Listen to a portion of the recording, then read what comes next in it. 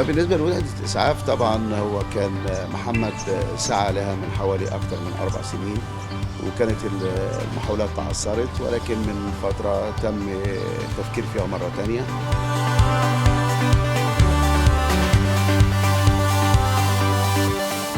بعد 30 سنة يكون إن ليفربول ياخد دوري إنجليزي، فديت نقدر نقول إن محمد مساهم بنسبة كبيرة في إن ليفربول رجع وفاز بالدوري الإنجليزي بعد 30 سنة.